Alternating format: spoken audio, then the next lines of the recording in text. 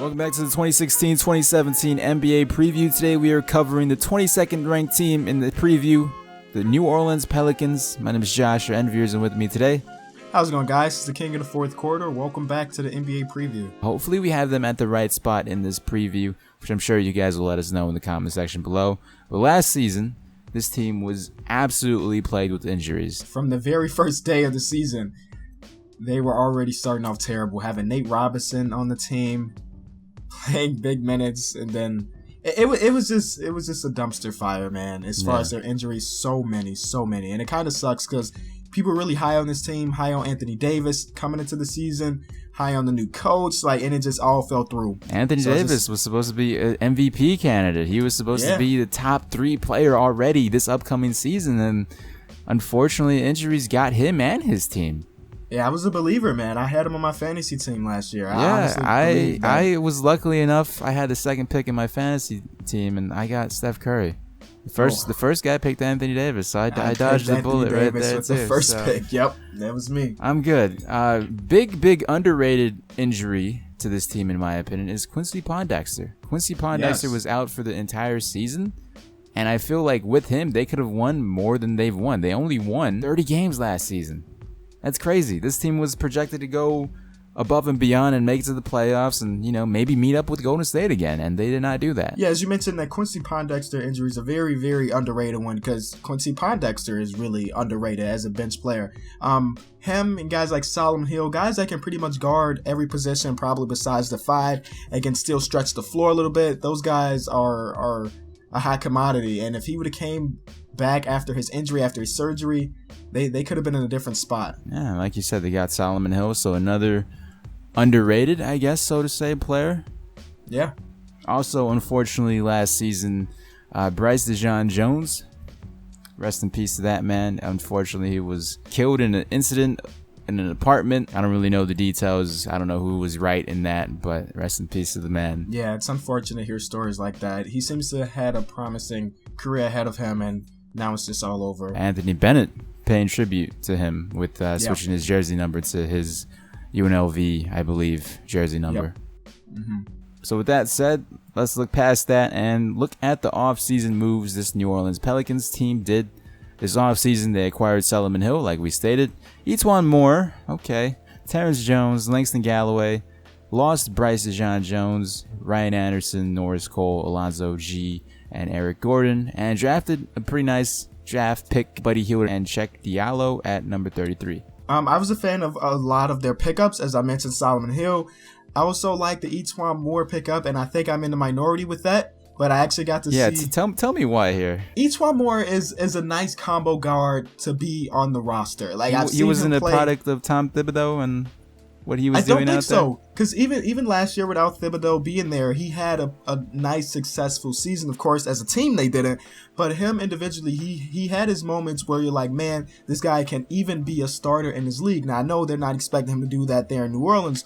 But him coming off the bench as, I guess, their backup point guard, is that the case? He's probably going to be like the backup point guard or shooting guard. Like, he's a combo guard. He can play the ball. Second, third string. I see that. Especially last season with the health. He'll be perfect. Was he? Yes. No major injuries, right? No major injuries in his career. He's been a healthy guy pretty much his entire career. So I like that pickup a bunch too. And the Buddy Hield's draft, I'm also in the minority, and I thought they should have went with Jamal Murray. I don't know. I like Buddy Hield. Nice scorer coming off the bench, possibly even starting in the future. Oh, yeah. He'll definitely be a quality player, but I think as far as upside, Jamal Murray may have a bit more, and that's just based off personal... younger. Just watching them play during the Summer League. Biggest accomplishment with this New Orleans Pelicans team, they finally got Eric Gordon off this team. And essentially, on paper, it's like they traded away Eric Gordon and Ryan Anderson for Terrence Jones. Terrence Jones is a extremely solid player. Just don't put him against LaMarcus Aldridge and he'll be fine, especially coming off the bench behind his Kentucky teammate Anthony Davis. That's a really, really nice pickup right there. I like the acquisitions. I really do. Yeah, they made except for maybe Etuan Moore, but I gotta go with your word here. They made some solid moves to try to improve their team, kind of get some insurance in case another injury happens. They don't have to go sign Nate Robinson again or guys like that.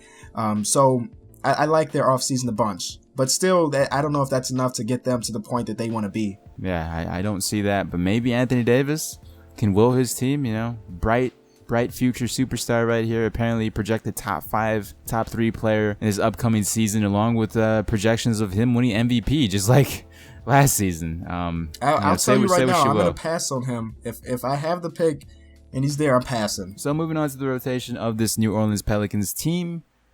The projected starting rotation looks like Jrue Holiday, Tyreek Evans, Solomon Hill, Anthony Davis, Alexis Ajinça, while their bench looks like Langston Galloway, Buddy Hield, Quincy Pondexter, Dante Cunningham, and Omer Asik. Now, Omer Asik is probably going to be starting, but I personally like Alexis Ajinça more than Omer Asik, so that's why I put him in the starting rotation. On paper, just by the names, their starting lineup looks pretty good. Honestly, personally, I would love to see Tyreek Evans running their point guard position. Same. A lot of people call me out, and I'm pretty sure a lot of people, if you ever talk about Tyreek Evans, they don't like you saying he's a point guard. He's a small forward, and the majority of them are basing it off 2K.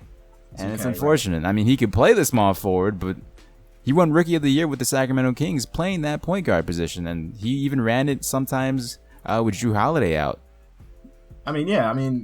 Great numbers when he ran point guard. I don't know, just because he's taller, they tried to move him over. But really, if a guy is a point guard, play him at point guard. So yeah. I would love to see him play there. But I think one of their biggest things about him playing there, a lot of people say that he won't be able to guard other point guards. But that's BS, because he doesn't have to guard the opposing point guard. Just because he is that point guard, he doesn't have to guard the other point guard. But I would love to see him run more PG. And I feel like they will do that if Jrue Holiday just has another bad year. So that's something to look forward to. Yeah, definitely. I feel like Jrue Holiday and Tyreek Evans, one of them has to be moved because they don't complement each other, in my opinion. Tyreek Evans isn't a great shooter, and I feel like they need a shooter at that guard position, and that's why I feel like Buddy Hield is a nice pickup. Yeah, I can see that. Definitely. Because looking overall at this rotation, at their bench, their starting lineup, they don't have that much shooters besides like Quincy Pondexter. They traded their only pure shooter Luke Babbitt away to the Miami Heat for nothing. So for nothing, yeah. This team, shooting wise, they got to rely on Quincy Pondexter and Buddy Hield, and that's a scary thought. Yep, it definitely is. Their spacing is going to be tough, especially when you got a guy like Anthony Davis down low. They're going to just clog that paint because, as you mentioned, there's not many shooters on this team at all. So Anthony Davis may have his hands full for another year.